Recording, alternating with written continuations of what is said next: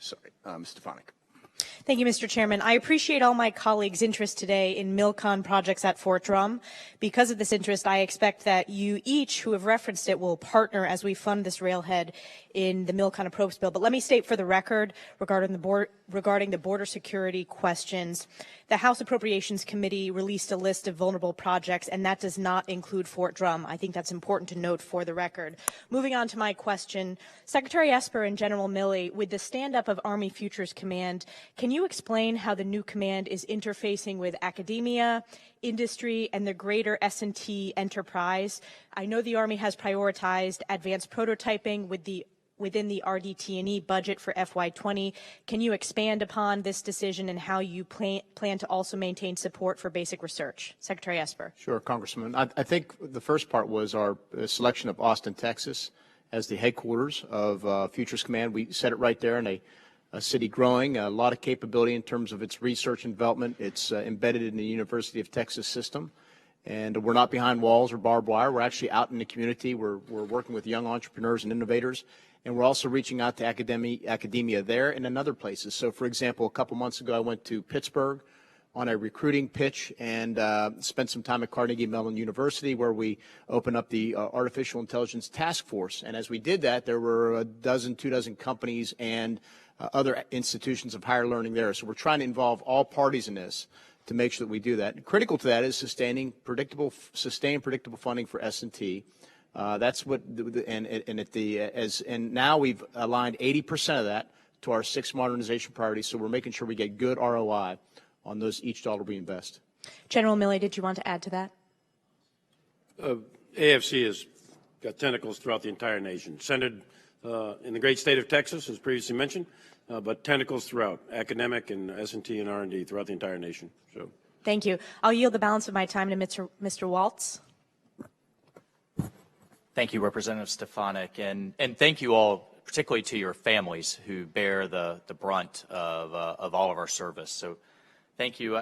And Secretary Esper, I just also wanted to, and General Milley, to commend the Army on the Futures Command. I started on the M1 tank, which hasn't been modernized in 40 years, and that entire vehicle. But taking a step back, I think the defense strategy is right to shift back to great power competition, but we also can't forget the wars that we're in. We have to be prepared for future years, but we have to be also still focused on the 60 to 70 countries right now as we speak, where we have special operators and other folks deployed that need our support. So shifting over to General Goldfein and to Secretary Wilson, we all know, we don't need to rehash the issues with the A-10 over the years, their predecessors, that essentially Congress has forced the Air Force to keep it.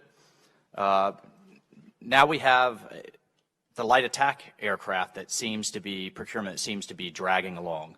And just very quickly, in 1952, your predecessors on both sides, the Secretary of the Air Force, Secretary of the Army, agreed to where Army aviation ends, Air Force aviation begins. I wonder, with this kind of seemingly over the years, I don't know, resistance, cultural resistance to the close air support mission, is it time maybe to shift that light attack, sir, first let me over to the Army and have them take that on? Sir, let me first respectfully push back, if I could. Sure. I've been fighting side by side with the United States Army my entire career. I've been on the ground. I've been in the air. There's no resistance, and I will tell you, we are going to fly to the sound of the guns, or we're going to die trying. So I appreciate that, General. We are committed to close air support. We cannot let that pendulum swing too far to fly high, fly fast, fly far, while we still are. There's a lot of folks in this town that want to wish those wars away. They're still ongoing. We have dead Green Berets in Niger that had to rely on the French for close air support. Sir, we need that capability now, not years from now. Thank you for the opportunity to state without equivocation that we are and we will always be dedicated to supporting on the ground with close air support. Can I talk for a minute about light attack? Absolutely. If I could? You can talk for 20 seconds about light attack. Yes, sir. I can't give you a better example of how I believe we have aligned ourselves with congressional intent on the authorities you gave us to advance the business of light attack. And if there's a follow-up question where I have time, I'd love to walk you through just what we've accomplished with those authorities. Mr. Chairman, I'll be back for a follow-on question. Thank you. Just so you know, we've got votes 115-ish, so we're going to press on and get as much as we can before they call votes or until we're done with witnesses. Mr. Brown. Thank you, Mr. Chairman. I think it's critically important that we have an overarching vision for ISR modernization. And that's certainly a joint effort. The TACT Air and Land Subcommittee had a pretty good briefing from both the Air Force and the Army on current capabilities and modernization. The Air Force, I know in open sources I've read that of the 76 squadrons that you're looking to expand to over the next several years, 22 are C2 ISR squadrons. The COCOM commanders have an unsatiable appetite for intelligence and information. And my concern is that when we are in a contested environment, that the Army may not be putting its best foot forward right now in the modernization effort. And so let me ask this question. And you know, when I look at the 8 cross-functional teams, I don't see ISR in there. And while I know when we go to war, you're going to go as a joint force, there are going to be operations and moments out there where you can't rely on the Air Force for whatever reason, not because they're not unreliable, but because the contest is too great. So that there's going to be an operational and tactical need for ISR capabilities.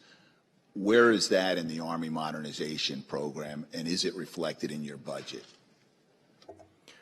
So thank you, Mr. Brown, for raising this issue. ISR is critically important, and you've hit the nail on the head. It's how do we adapt our systems or procure future systems to be effective in an environment that is very contested with very capable enemy air defenses and other means. So ISR is part and parcel of several of our cross-functional teams. It's critical. What comes to mind immediately is long-range precision fires in order to do deep targeting. You can look at even the next-generation combat vehicle, which is considering organic drones to do over-the-horizon type of capabilities, and even down to the soldier lethality CFT, where soldiers are backpacking small drones to use at the tactical level. That said, we also have an ISR task force within the Army that works at the organic level, the joint, and the national level to make sure that we're well integrated.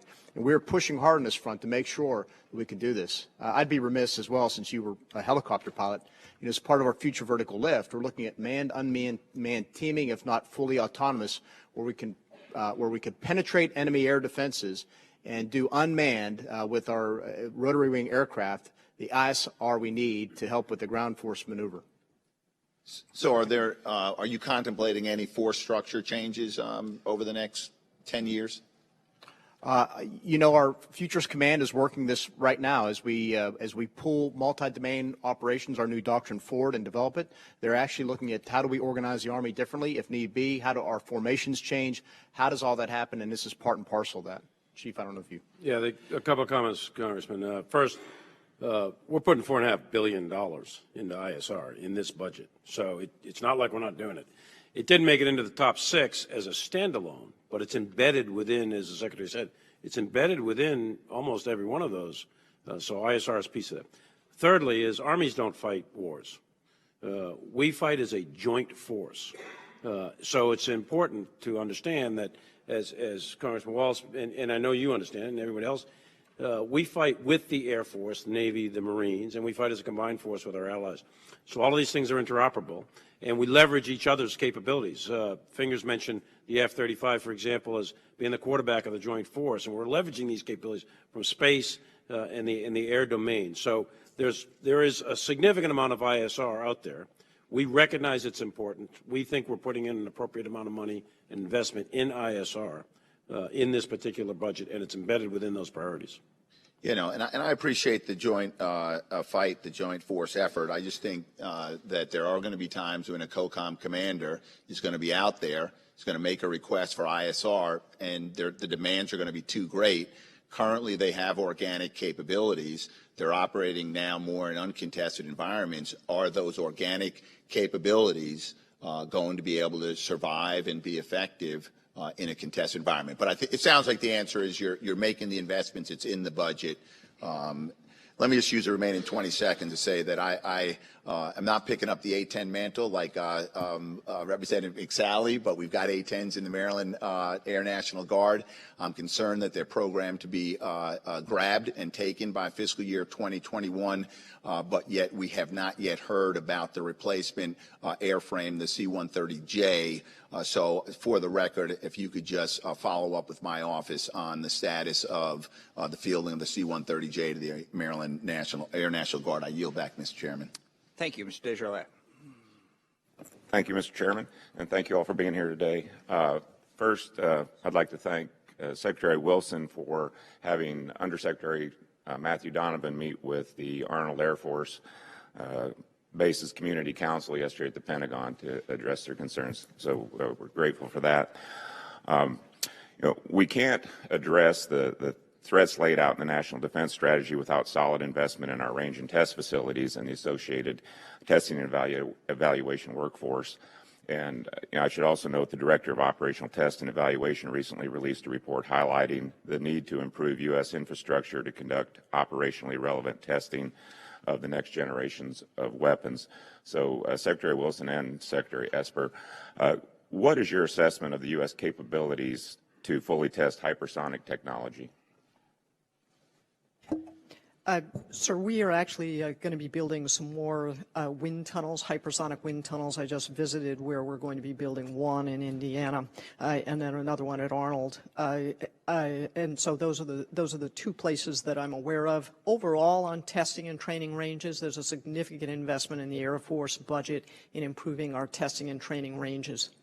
Okay. And Secretary Esper, I know that you have a fondness for this region of the country because both our wives share the same home county of Franklin, Tennessee, so I'd like to get your input on Arnold and the same question. Yes, sir. On the Army test ranges, particularly as we look forward with regard to our 6 modernization priorities, where we're pursuing anything from directed energy to hypersonics, other systems, we know that we need to continue to improve our test ranges and our infrastructure. Sensors, for example, come to mind as you test hypersonics. Is how do you make sure you have the means to test them and track them and monitor their performance in flight? Okay. Second question, what are the services doing to improve and modernize test capabilities within their respective range and test facilities? I'll just pick up and say, again, I've been to a couple of our test ranges, whether it's Yuma, Arizona, or White Sands Missile Range. We recognize improvements are needed each, but it goes to all of our others. We need to look at that, and we can come back and give you more detail if you want that. Okay. Sir, our test ranges and particularly our training ranges are significantly impacted by the budget, that significant increase. The two that will be most impacted in a positive way are Nellis and J-Park in Alaska. We were going to be trying to bring those to what we call 5th generation capability, and then a number of other improvements in our ranges that are closer to home for many people in the lower 48. Okay, and then kind of along the same lines, finally, are we adequately addressing the infrastructure and workforce needs to support the testing and evaluation of current and planned weapon systems? I think is again, that's part and parcel of what we're looking at to make sure we improve. It's a combination of things. It's infrastructure, it's sensors, it may well be people as well, but all those things we're looking at because we need to make sure we're postured to do the testing we will need to do in the coming years as we move forward on prototyping new systems and then certainly down selecting and operationally testing them. So I think we're okay on testing. I would say that on our ranges, some of the things that are most expensive and difficult to get are the simulated enemy things, and we are adding in more what we call red air or contract red air to be able to imitate bad guys and fly against us. Okay, that's all I have. Thank you. I yield back. Thank you. Representative Houlihan will be next.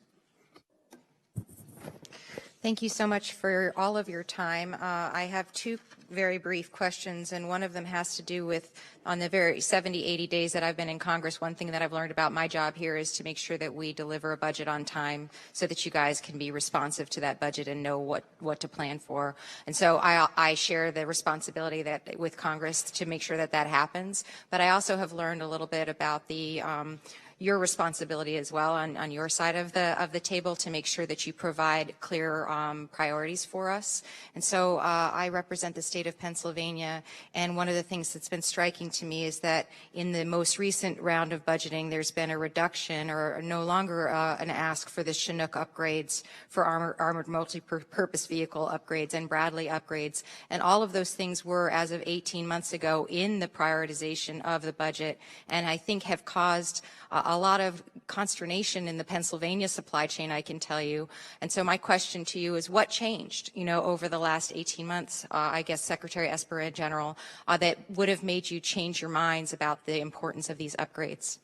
Congresswoman, I'll go first. I would say a few things. First of all, clear guidance from Secretary Mattis at the time with regard to our direction, followed up by the National Defense Strategy, which said shift from 18, 19 years of counterinsurgency warfare to high-intensity conflict.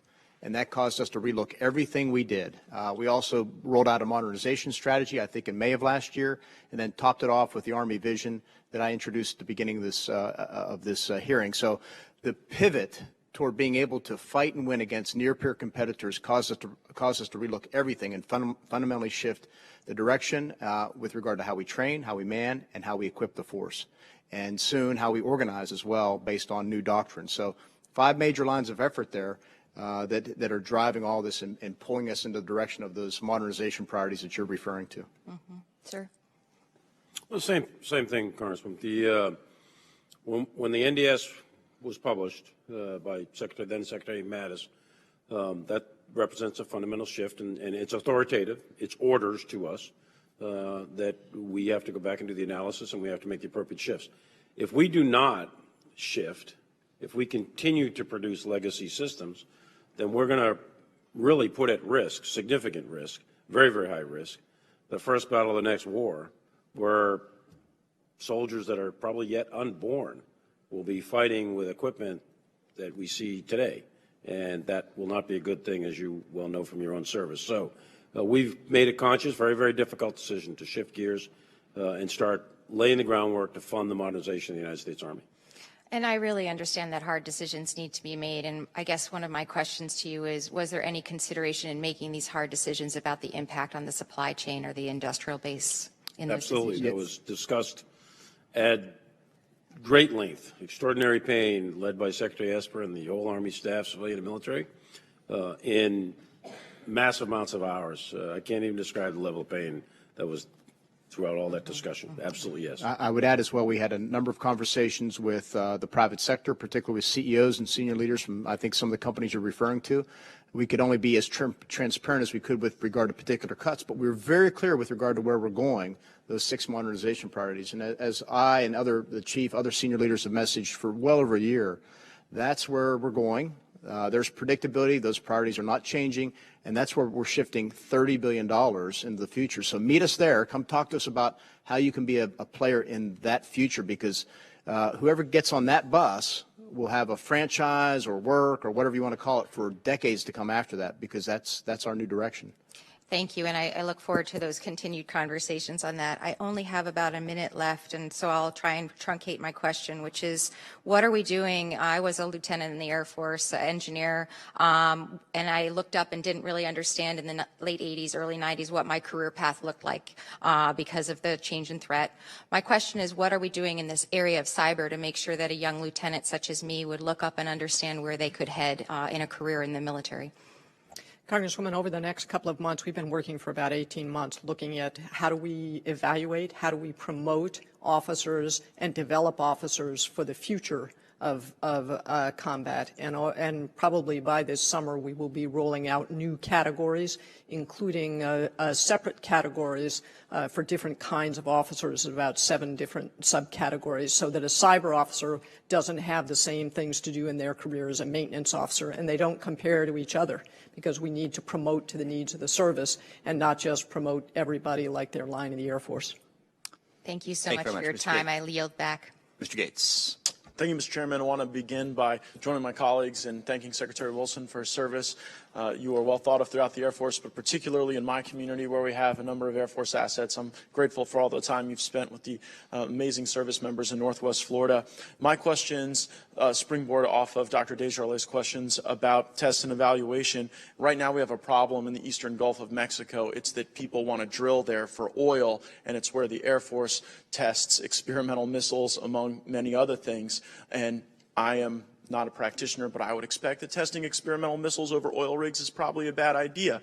There is currently a moratorium in place that protects the Air Force and the military mission that is set to expire in the year 2022. General Goldfein, on the 23rd of June in 2017, you wrote Chairman Bishop a letter. You copied then Chairman Thornberry and myself on that letter, and in part you stated, the moratorium that protects the Air Force is essential for developing and sustaining the Air Force's future combat capabilities. The Air Force needs the certainty of the proposed extension to guarantee long-term capabilities for future tests. Emerging technologies such as hypersonics, fifth-generation fighters, advanced subsurface systems will require enlarged testing and training footprints and increased Air Force reliance on the moratorium far beyond 2022. General Goldfein, has anything changed regarding the Air Force's position since you sent this information to then Chairman Bishop, then Chairman Thornberry, and myself? No, sir. And Mr. Chairman, I'd seek unanimous consent to enter this letter into the record. Hearing no objection, so ordered. And I would ask General Goldfein, right now, candidly, the bargaining going on is to trade away space in the Gulf test range for oil companies in exchange for an extended period of time that you say is essential for the Air Force's planning. If we had a Gulf test range that got smaller rather than larger, what impact would that have on the types of things that we need to test and evaluate given the current national defense strategy? As we build longer range capabilities, it's going to require longer range testing. It's as simple as that. And it's going to have a devastating impact as we really build, as we work into directed energy, as we work into hypersonics, and as we work into long range capability to make sure we stay ahead of the adversary. We cannot afford to have our ranges get smaller. They have to get bigger. And Secretary Wilson, do you have any basis to disagree with General Goldfein as to the need for a Gulf test range that is not getting smaller but getting larger? No, and in fact, the number one reason that we need to rebuild Tyndall is because of its immediate access to the Gulf test range without going over any population area. Well, thank you. Well, Mr. Chairman, I know you appreciate brevity, but I would just state for the record that this is an issue where there is an unequivocal position of the Air Force that they need this, and during the 115th Congress, the special interests who wanted to explore energy won. And we couldn't get these protections into the NDAA. And so I'm hopeful that with the new majority in control, that we would listen to the military officials and that we would consider the request that General Goldfein made in 2017 to consider these changes and to consider an extension in the NDAA. I would be very open to that request. And just so the gentleman knows, you can have your 5 minutes. I'm not going to rush you on the 5 minutes. It's just when we go over 5 minutes. So yes. And you always do a great job of going less than that. So I appreciate seeking that. to earn extra credit in protection of the Gulf test range, I'll yield back my remaining 90 seconds. It's time off in purgatory. I appreciate that. But we will absolutely work on that issue. It's very important. I appreciate you raising it. Ms. Sherrill. Thank you, and thank you, Secretary Wilson. It's been an honor to get to know you over these first several months of Congress. I am sorry to hear you are headed to Texas instead of the great state of New Jersey. We will miss you, but thank you for your service. Secretary Esper, as you know, Picatinny Arsenal in my district has an outstanding record in designing, developing, producing, and delivering world-class lethality for all of our DoD components. They are responsible for delivering 90% of the DoD's lethality and for the implementation of acquisition, streamlining, and cost-saving initiatives that are modeled for how we should be executing all of our acquisition programs. I'm aware of several ongoing efforts to analyze roles and responsibilities of various Army organizations. And given that the workforce at Picatinny is a highly trained and skilled acquisition organization, I'm curious, because we know that ammunition is in continuous production. It gets produced and then it's either used in training or set aside for times of conflict. So there's no transition to sustainment for ammunition like there would be in, say, a tank or a helicopter. So the life cycle management of those programs should be done by acquisition experts. And I'm curious, can you give us some sense of and some detail on the McKinsey studies entitled Transition to Sustainment, or Roles and Responsibilities? What is the exact topic of those studies? When will each be completed? And when can I and other members of this committee receive the findings of these studies? So thank you for that question, Congresswoman. Picatinny is a great place. I was there last year, enjoyed really spending time there with the workforce. They're wonderful, and got briefed on a number of things that they are developing, to include technologies that are critical to our 6 modernization priorities. So I had a spectacular visit there. The Army is reviewing a number of reform proposals. I think what we call the Army Reform Initiative currently contains about 750 different proposals or so that came up from the ranks, from the field, from the commands, and we're working our way through those. That in conjunction with Night Court, which remains underway. We continue to look for reforms so we can shift money appropriately. There is a look at ammunition sustainment, particularly when you get into the purchasing piece of it. I'm not current on where that stands, but that's being looked at between our acquisition folks and our Army Material Command jointly together to make sure that we, again, put it in the right place appropriate to ensure we sustain the force and the readiness of the force. And again, it's another reform initiative to make sure we get maximize efficiency in the service. Would you mind getting back to me just on exactly where you're at with that, Sure. that process? Yeah, will do. Thank you. And the National Defense Strategy also calls for our ground forces to reform and prepare to face near-peer adversaries. How are we going to ensure that the ongoing research into long-range ammunition, mortars, and other projectiles has a path to transition into procurement against all the other competing budget priorities so we're not outgunned in future conflicts? Well, I'll take the first stab. I'm sure the Chief has some input here as well. But obviously, we spent a lot of time and money over the past couple of years, for example, building up our munitions to ensure we were ready. And we'll just leave it at that for now. But we are looking ahead. I mean, there are some incredible capabilities, the extended range cannon artillery, for example, which will give us 70 kilometers plus range, which will allow us to outrange Russian counterparts.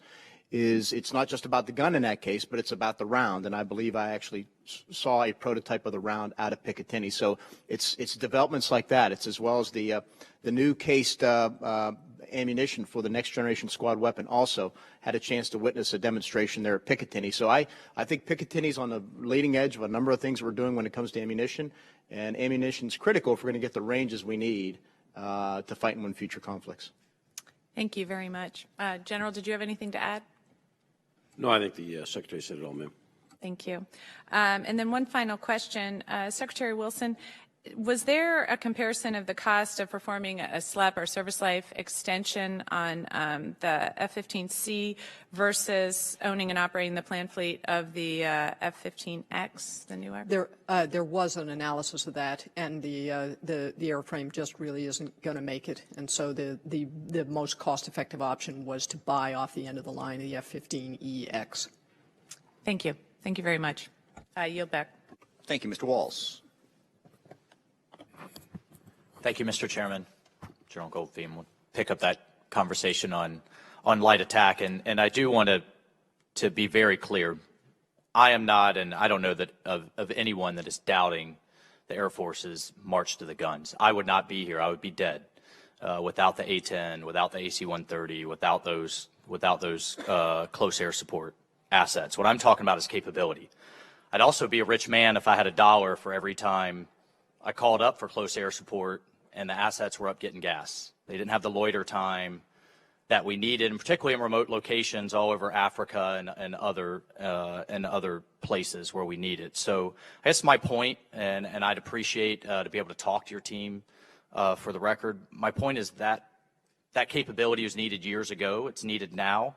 With all of the shift to near peer and a lot of that conversation, I fear the pendulum swinging too far, and that we're still in the fight as much as many people in this town would wish it away. So I just appreciate, for the record, a better discussion on when we're going to get those capabilities, particularly our special operators. Switching to space, I believe the Space Corps is the right way to go.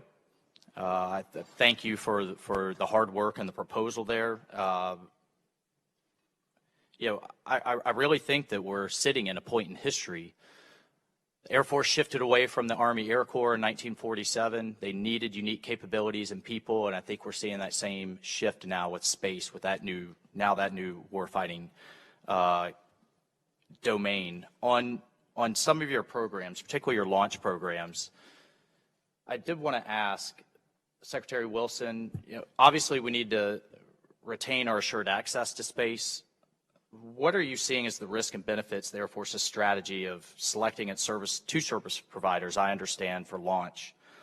For the 5-year contract, we just had an award, my understanding, on RDT&E side for upgrading the launch vehicles to be able to handle the military payloads. So that was just awarded, but before that research is done, we're going to have another award in terms of launch going forward for the next 5 years. How do you rationalize those two, and where do you see that going?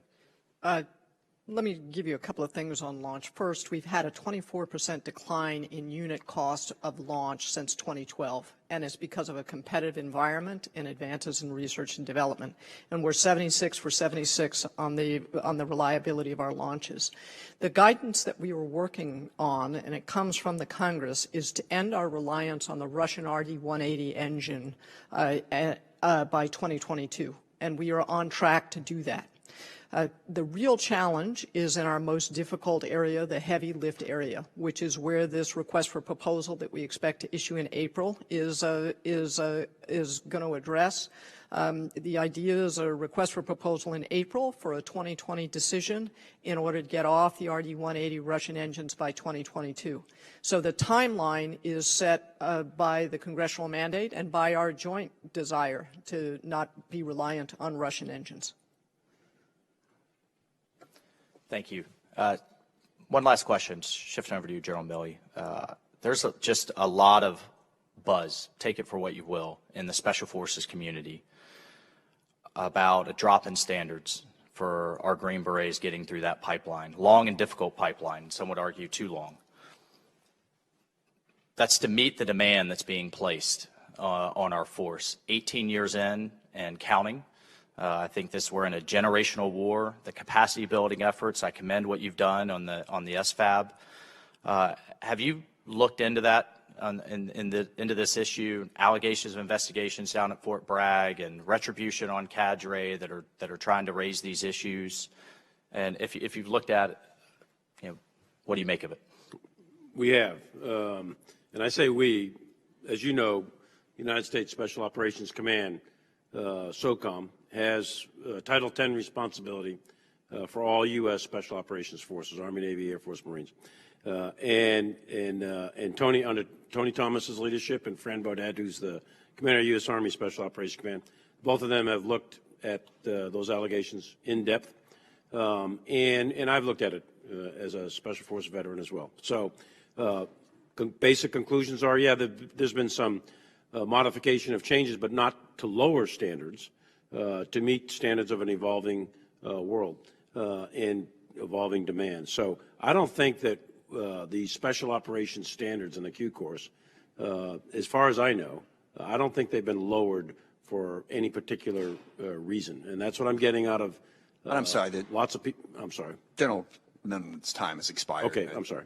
And I certainly take your point. I think it's a crucial issue, but it is good to know that they're maintaining the high standards. So, Ms. Esper. Thank you, Chairman, and thanks to all of you for being here and for your service to our country. To Secretary Esper and General Milley, thank you so much for all the time that you took with us recently, with me in particular, to talk about this budget and to answer and address the questions that I had. Secretary Wilson, good to see you again, and I want to thank you for the multiple conversations that we've had as you transition to El Paso and the great University of Texas at El Paso, and to hear me out as I bring forward concerns by the community and talk about the opportunities that lie ahead.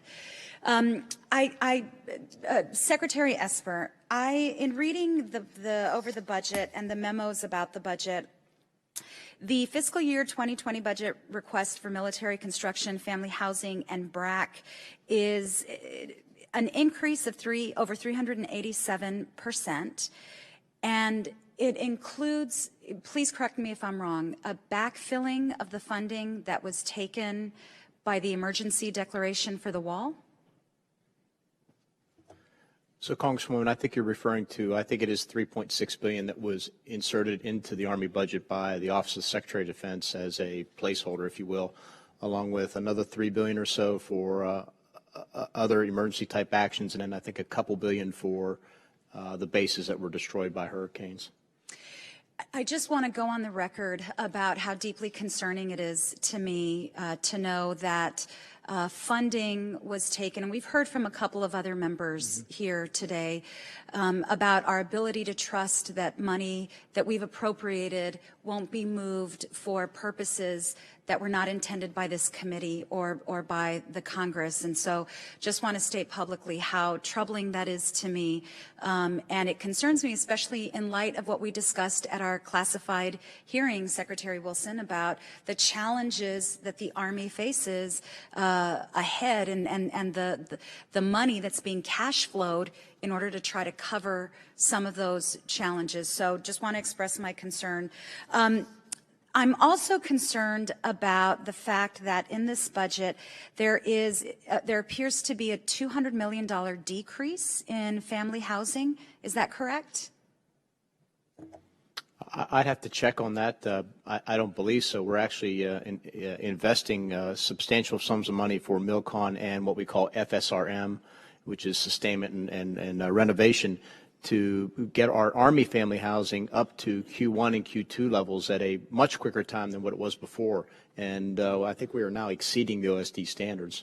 So I'd have to come back, and maybe it's sometimes what happens is what we propose. For example, last year, Congress adds additional money, and then we come up with more money over the proposal, but it looks like less because Congress inserted additional money. So let us do the forensics and come back to you as to how you're reading that. I appreciate that. I see that there's an increase in the remediation component, but this was brought to my attention during a recent Veterans Town Hall meeting that I had in El Paso about the military housing for families, and so I would like to understand that more. Sure. And one of the things that we learned at one of the other briefings, at least from my perspective, I think it's going to require a significant amount of investment to not just remediate, but I think in a lot of cases probably rebuild. Right. So I look forward to a continued conversation on that. Some of it is as well. The Army, most of the Army housing is privatized, so a lot of that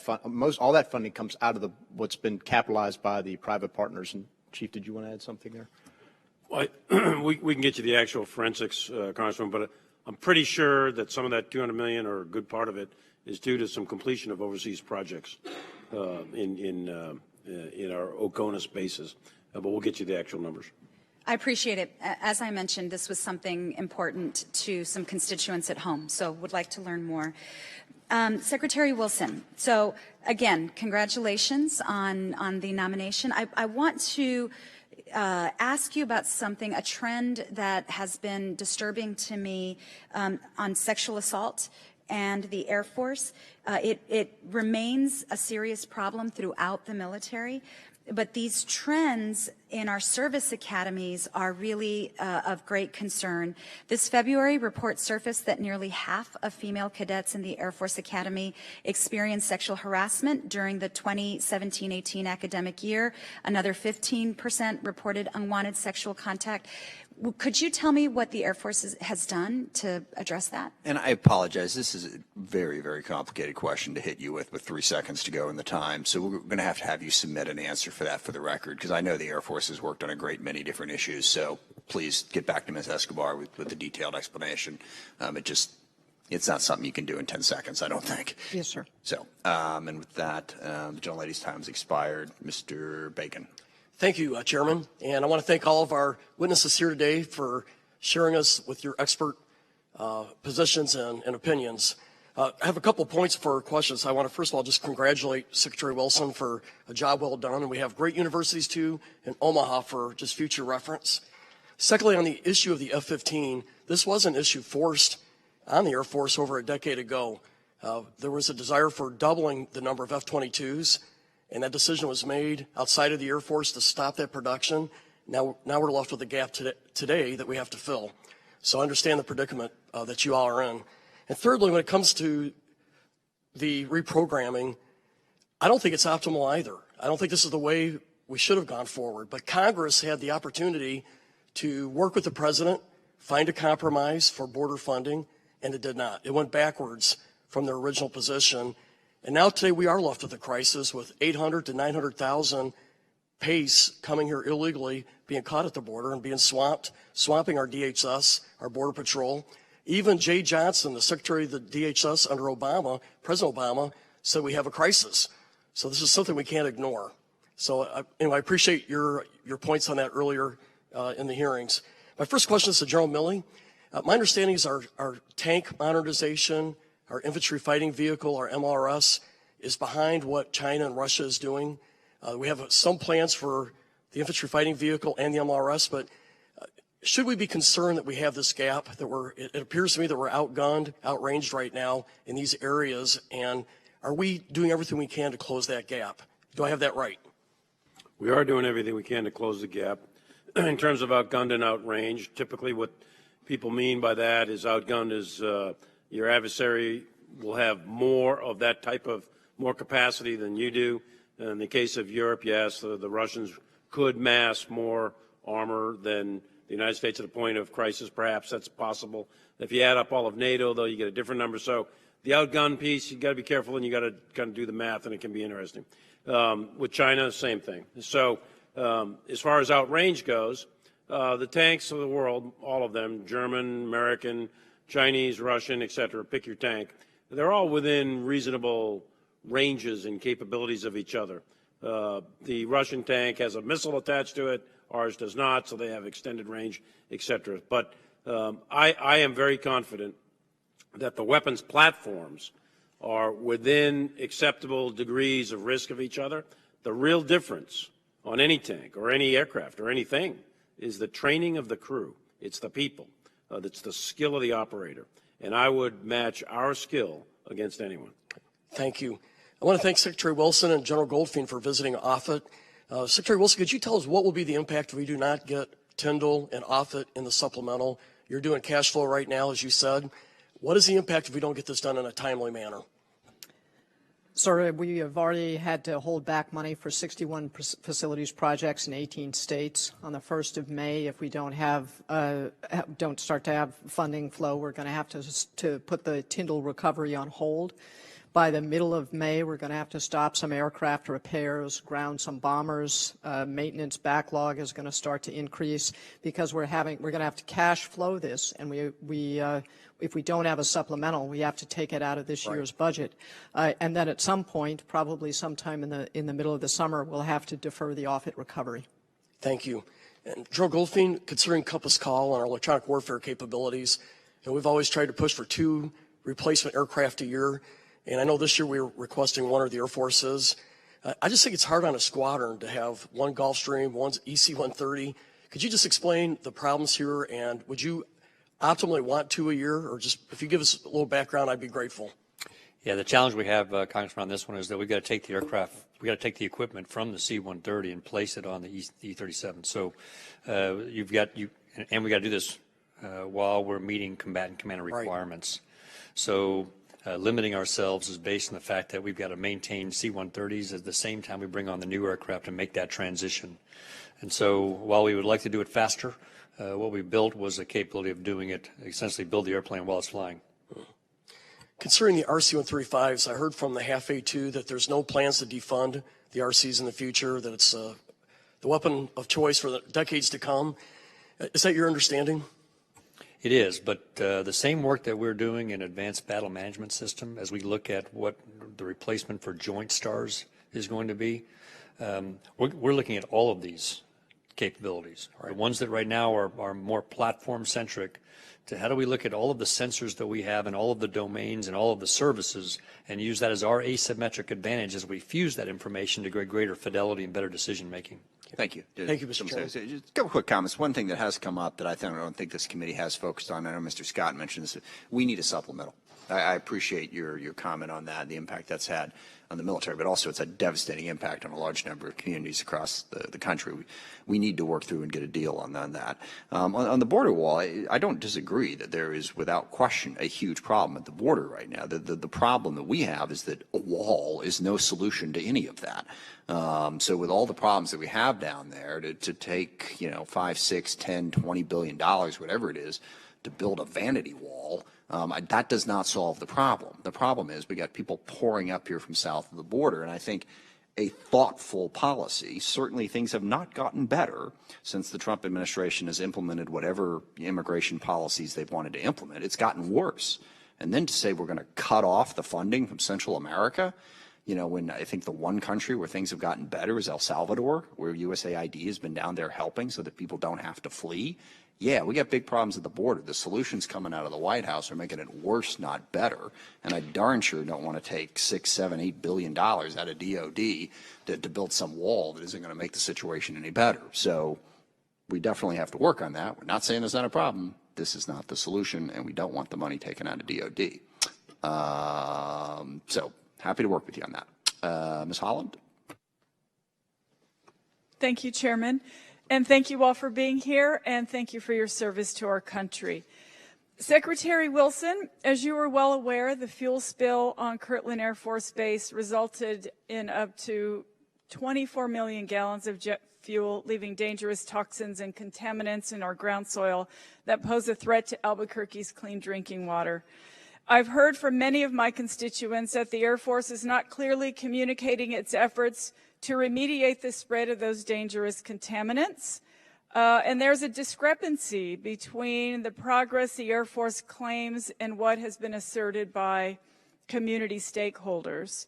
So my question is, or my questions, community stakeholders have repeatedly expressed that the Air Force has either refused to take their input or refused to share information about the cleanup, leading them to believe that environmental restoration at Kirtland is no longer a priority.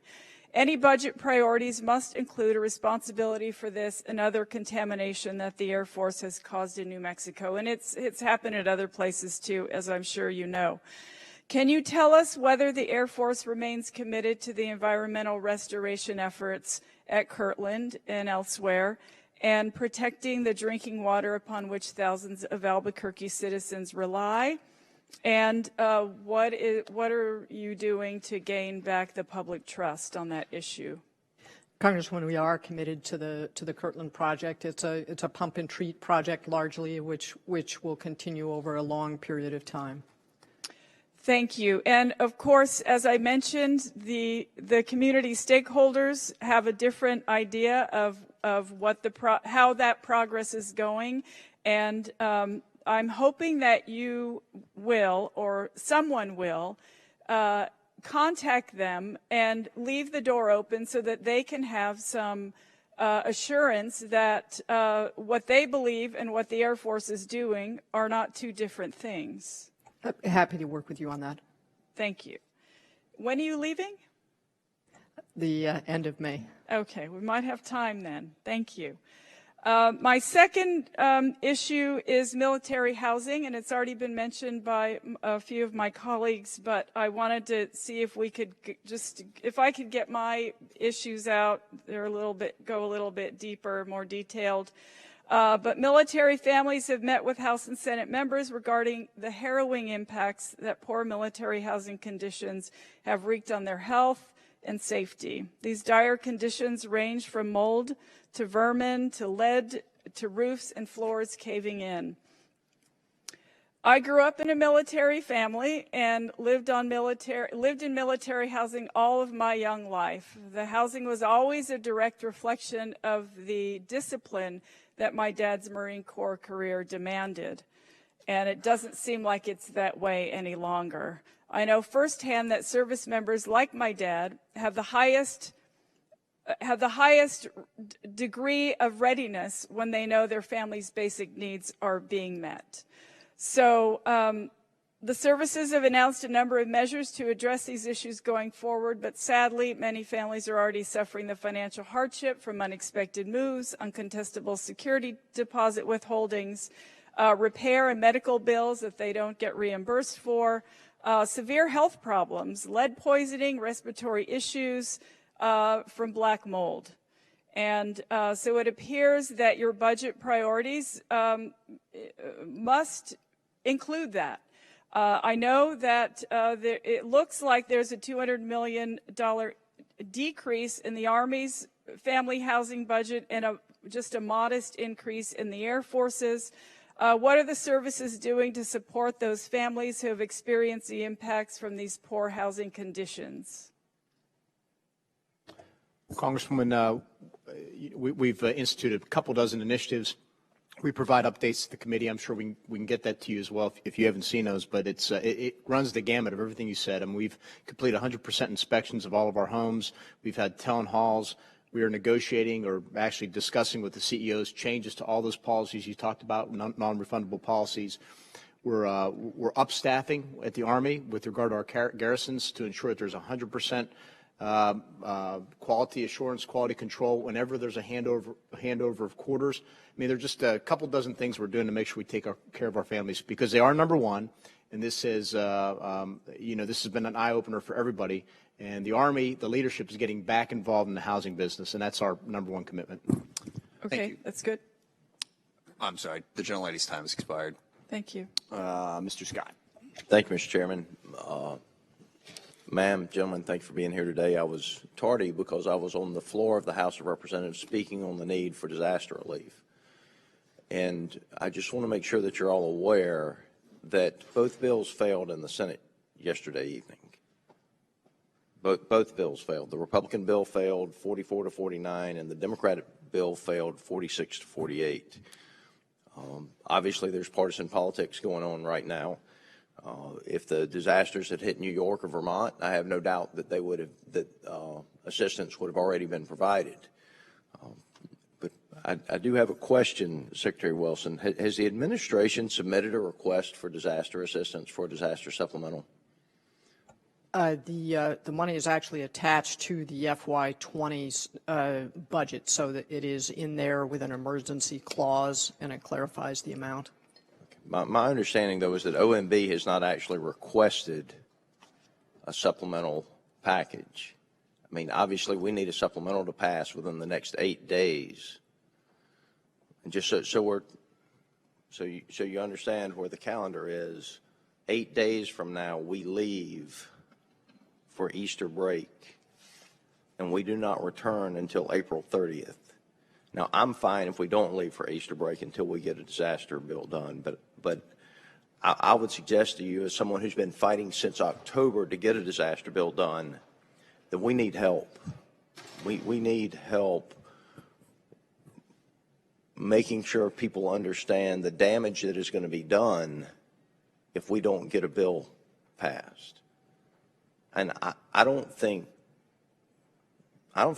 most of the members of Congress recognize the damage that's going to be done to the Air Force and our military readiness, much less the public.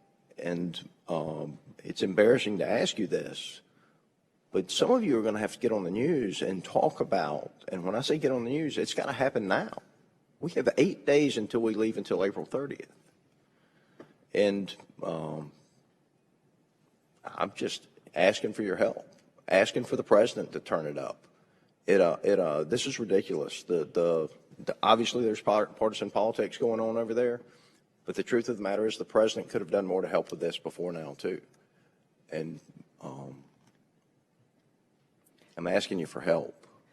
Congressman, you will have every ounce of help that I can provide you, including, I've been talking publicly about this. It's sometimes hard to break through, but this has been a priority for the Air Force since October, and we've talked about it, worked together on it, and we will do everything we can.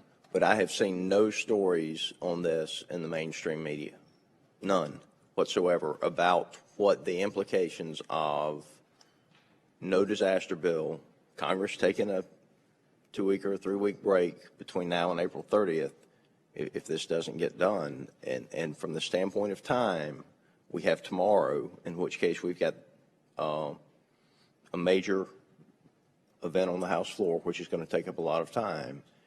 then there's a flyout. So of the 8 days left, 5 are legislative, 3 of the 5 are fly-in and fly-out days where the time is going to be very limited. And you've done a good job of making the point to the choir that this needs to be done. The House has passed 2 bills. The Senate is yet to pass a bill. And I would just ask that as you leave here, we need people on the news making sure that Congress does not leave for Easter break until a disaster assistance bill is done. And I will tell you, I think there is very little chance that a bill is done before we leave for Easter break. So with that, Mr. Chairman, I'll yield the remainder of my time, and maybe somebody's got some good news. Well, thank you. No, I appreciate you emphasizing that issue. It is unbelievably important. Ms. Lauria. Well, thank you all for being here today. I'd like to start with General Goldfein. In your statement, you said that the Air Force need is 386 operational squadrons. Also, in your statement, you compared this to the height of the Cold War. Previously, you mentioned that was, at the start of Desert Storm, that you had 401 operational squadrons. I'm trying to compare the two time frames, the advancement in technology and lethality of weapons and weapon systems and aircraft that we have, and just trying to understand how we are trying to go back to something so close to our Cold War height with all of the advances being made in our weapons systems. Have we not gained any efficiencies? No, thanks, ma'am. And I would characterize it as not at all going back, but absolutely going forward. So here's what we did to answer the Congress's question of what Air Force do you need to successfully execute the National Defense Strategy with moderate risk.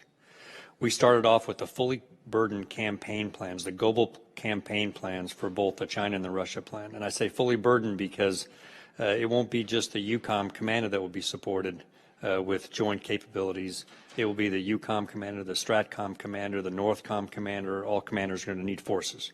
So we took the fully burdened global campaigns, and then we look at the assessment of the threat, again, the best threat, and then we ran 2,000 iterations, computer simulations of different force elements and force structures to find the optimum force that we need to be able to execute the strategy. That's what we've laid forward. So I appreciate the amount of data and analysis that went into that. I was just, for comparison's sake and the amount it costs to invest in each of these squadrons and each aircraft, which is increasingly more expensive, I was just trying to get at, really, is there no more efficiency because we've increased lethality and we've increased capability of aircraft over time? Actually, there is, ma'am, built into it. And that, remember, 401 to defeat a rogue nation that's non-nuclear, 386 to defeat a China or a Russia nuclear peer. Okay.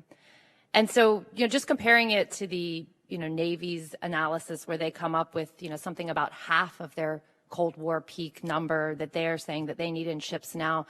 I'd really like just an opportunity separate from this forum, because we don't have time to understand the analysis that you put into to creating that number. And I'll shift now. What percentage of global combatant commander demand for strike aircraft did you meet last year? Say that again, ma'am. I'm sorry. What percentage of combatant commander demand did you meet worldwide last year, both for strike aircraft and for tanker aircraft? I've asked this of the Navy relative to carriers, so I'm interested for the Air Force.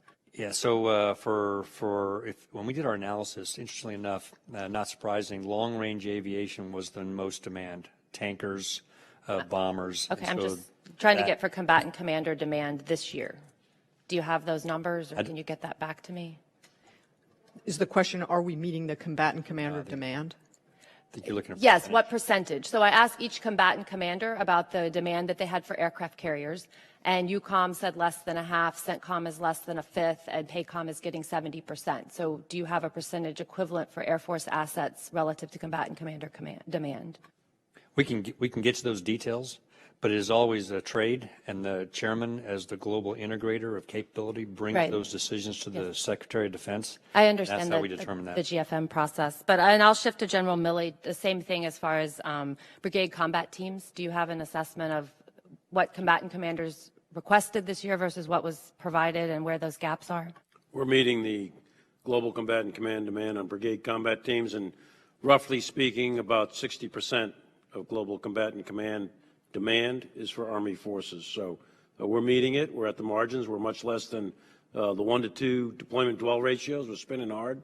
And as you know, the size of the Army has reduced significantly from the peak of the surge in Iraq and Afghanistan, although the number of forces required in Afghanistan, Iraq, et cetera, have been reduced as well. Thank you. But we're spinning pretty hard. Thank you very much. In the interest of time, I'll shift to another topic for Secretary Wilson. Are you familiar with the 2014 independent review of the DoD nuclear enterprise? I'm not sure I would know it by that name, but so I'm not sure I can answer the question accurately. Okay. Well, my follow-up was that particular review, and I believe that General Goldfein was involved in that process as well, in your position at the time. The nuclear posture review? No, the DoD review of the nuclear enterprise. So it reviewed all nuclear assets, including ICBMs, nuclear deterrent, as far as submarines, bombers, our NATO dual-capable aircraft. Yes, ma'am. I think what you're referring to is nuclear posture review, and yes, we were involved in that.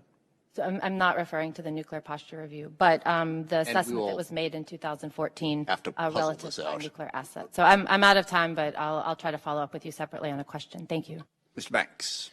Thank you, Mr. Chairman. Secretary Esper, you were in Indiana a couple of weeks ago, and we appreciate you visiting AM General. I was happy to read the press accounts of your statements about the need to modernize the Humvee as the Army retains it as the workhorse of the tactical vehicle fleet for the coming decades to come. The Army has requested funding to initiate a non-armored Humvee modernization program in FY20. And I want you to know that my colleagues and I stand ready to support your initiative to modernize the Humvee fleet for the future. So, Secretary Esper, can we also count on your best effort to proceed quickly in this Humvee modernization program? Congressman, my best effort is to proceed quickly on every modernization program. I'm not as familiar with this one, but we're always trying to move quickly. Speed is essential here. It's a key component of acquisition reform.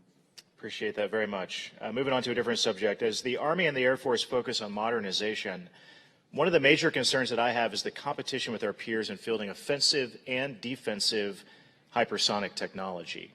Secretary Wilson, a few weeks ago, you too were in Indiana visiting Purdue University to see some of the strides that they are making in several areas of advanced technology, such as hypersonics. Can you highlight the importance for us of hypersonic technology to the future fight?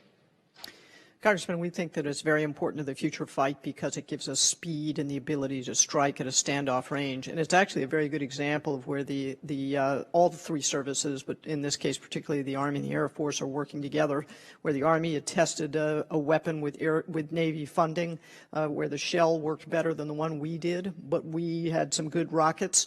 And so we put together a tri-service program to develop a hypersonic weapon, drop it and test it off of a B-52, launch it from the ground or launch it from the deck of a ship. And by working together using best technology, we accelerated the advancement of hypersonics by 5 years.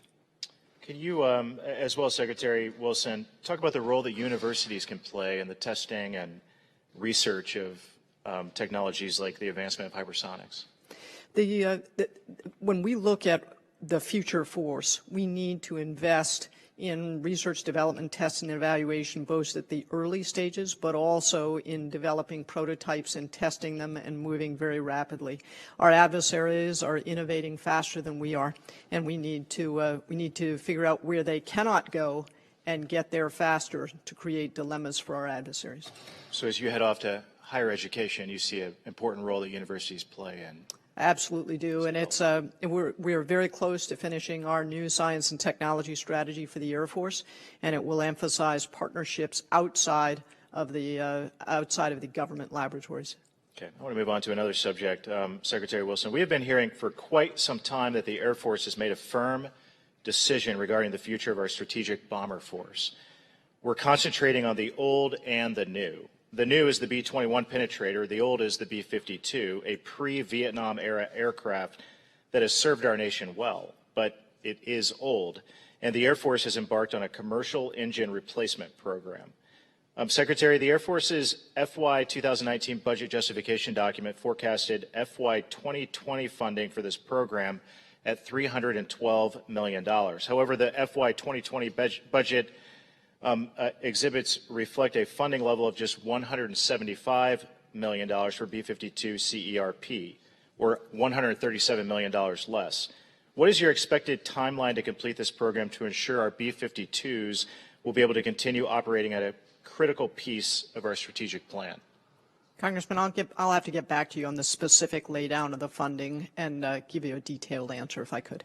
I appreciate that. Are any fundamental changes to the acquisition strategy for this important upgrade to the B-52 fleet, or are there any?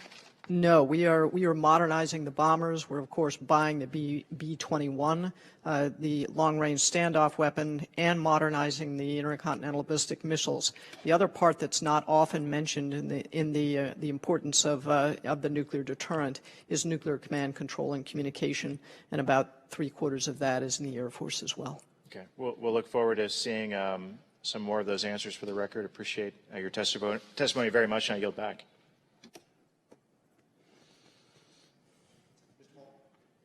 Thank you, Mr. Chairman, and thank you all very much for your service.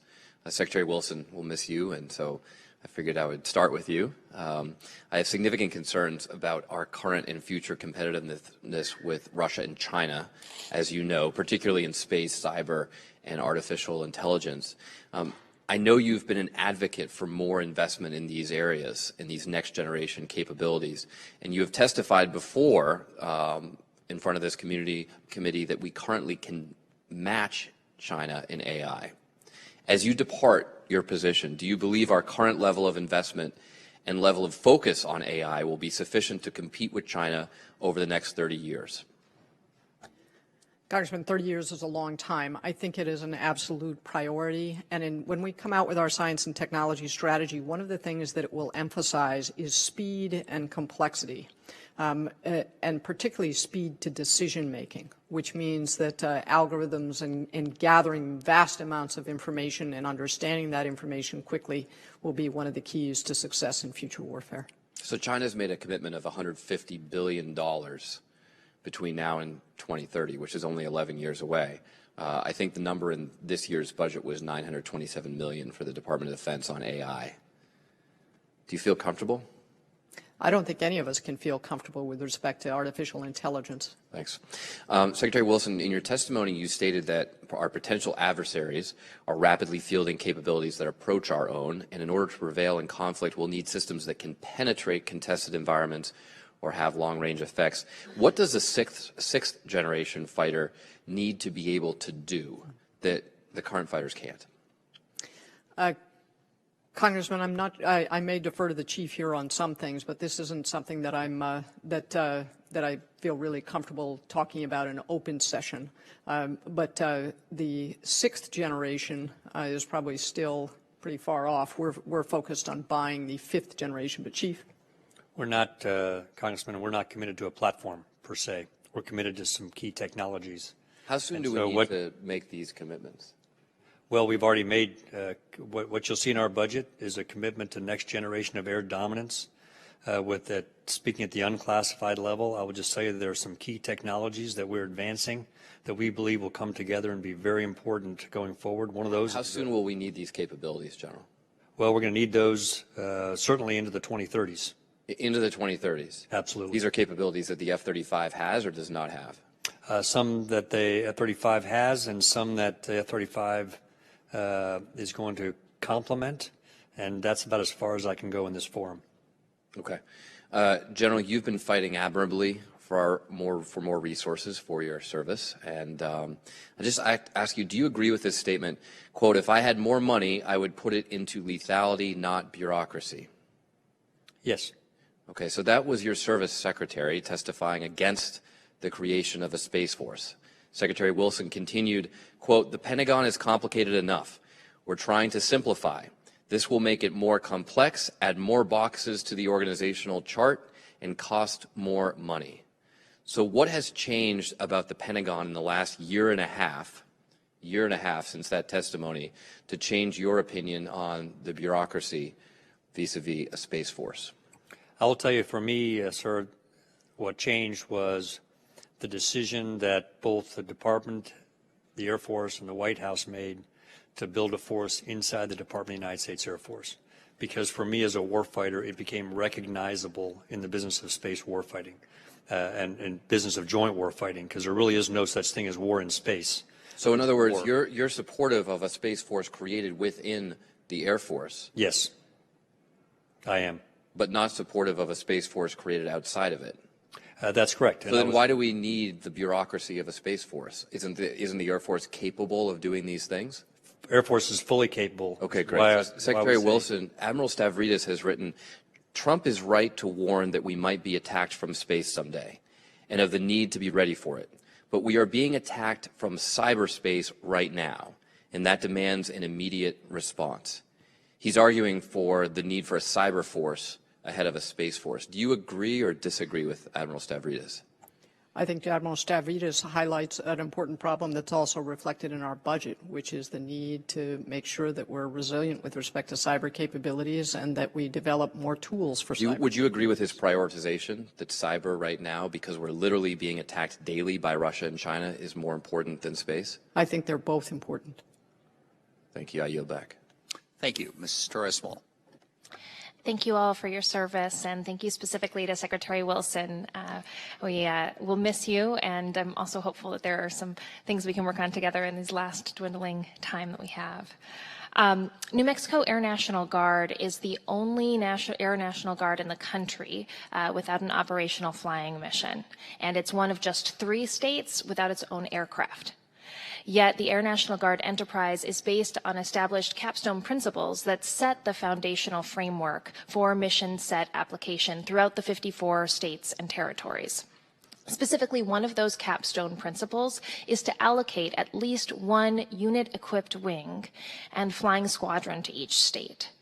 Secretary Wilson, are states that are currently unable to align with these core principles due to divestiture of aircraft in the past, given priority for new mission opportunities?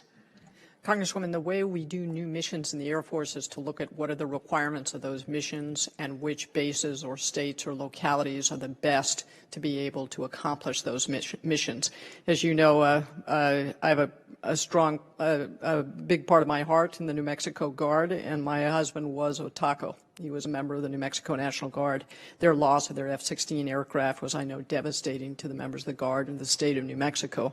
And I hope long-term that they're able to develop a mission. One of the things that I think is important is for those units to look at how can they partner with active duty forces and meet an operational Air Force need. Switching now to another topic that is incredibly important for New Mexico and across the country as we see increasing impacts when it comes to PFAS. Last week, I expressed my deep concerns to Acting Secretary Shanahan on the lack of leadership by the Department of the Defense to proactively address the PFAS contaminants at military establishments. Secretary Wilson, I want to convey that the Air Force has showed that same lack of urgency when it comes to PFAS contaminants, particularly in New Mexico. Secretary Wilson, please explain what efforts the Air Force has taken to work with the communities affected around Cannon Air Force Base and now Holloman Air Force Base. When the EPA identified PFAS and PFOA as emerging contaminants, the services, all of the services, went out and surveyed our sites. We looked at, I think it was 297 different sites where we might have been using this firefighting foam. We have replaced 100% of our firefighting foam. We've surveyed the drinking water on each of our bases. We've done 110 detailed site inspections. We're providing alternative water at 21 locations.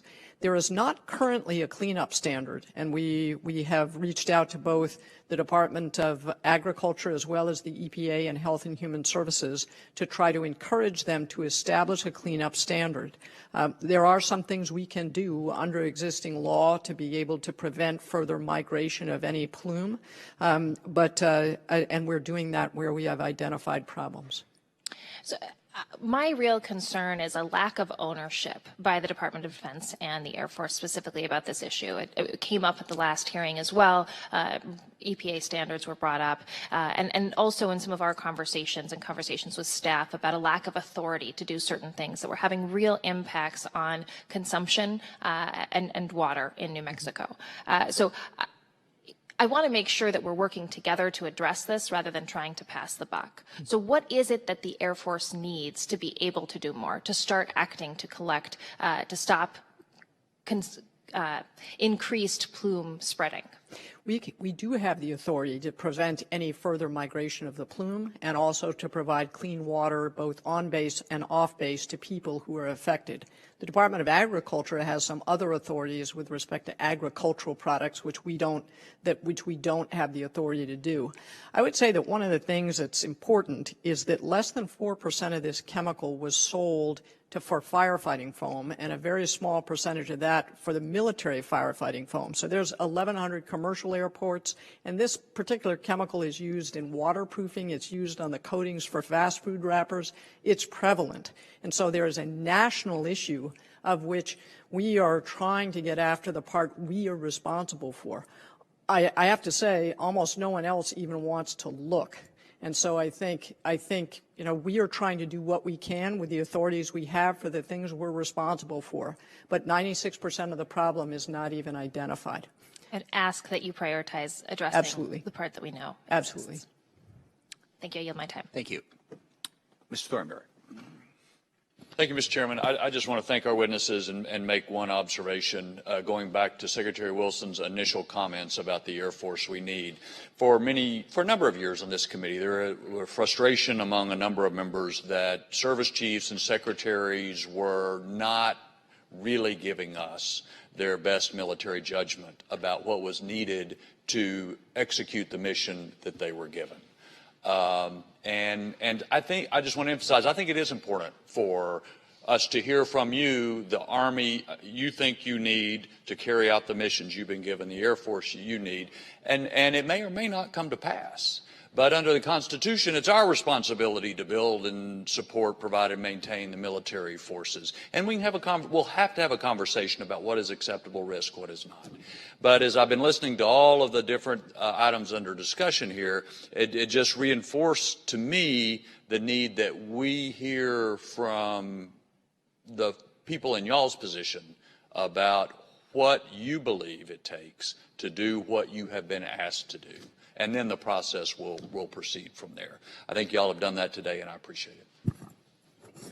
Thank you, and I completely agree with Ranking Member Thornberry on that. I think it is very helpful for us to hear from you on that. I think the next step is, okay, if we're not able to do what it is we're asking you to do, I always submit that there's three options, the last one of which I'll close with in a second. One is, okay, we need to buy more stuff. Two is, we need to change what the mission is. It may be that we're asking you to do things that don't need to be done, and stretching you too thin from other things that do need to be done. And that's the piece that I don't think this committee traditionally does as much of it should, is drilling down what's the mission, why are we doing this, why do we say we need that, and that's a part of it I want to examine. And the other piece is something I really want to thank Mr. Thornberry for his work on this, and that is the issue of how we spend the money at the Pentagon. And what I've always wanted to hear more from our witnesses is not just, okay, here's where we're short, but here's where, we're spending money that, frankly, we don't need to be spending. Or here's an area where, we looked at the books and, oh, my gosh, we spent $3 billion on this, and we shouldn't have. And we want to fix that. Because it would be a lot easier for us up here to advocate for more money for you if we knew it was being well spent. And sadly, the audit is not just an esoteric thing. It's not just, oh, gosh, we'd really like to sort of see it. It's not like a teacher writing on your paper, show your work. It really matters because we don't know where the money's going. We can't figure out whether we need to spend it. And without question, because of the mess where we don't adequately account for where all the money is spent in the Pentagon, a ton of money has been wasted. And a lot of the problems I submit on the F-35, on all these programs that we've had, on future combat systems, on the expeditionary fighting vehicle, all these programs that were just, on the aircraft carriers, that were nightmares from the start in terms of how much they wound up costing, could have been reduced if we knew what we were spending the money on, if we had an adequate accounting system within the Pentagon. So we're going to continue to emphasize making progress on that because it's all connected. You save money there, then you got more money to meet the demands that you have outlined to us. And I agree with the ranking member. You outlined them very well. So with that, I thank you very much for your testimony, and we are adjourned.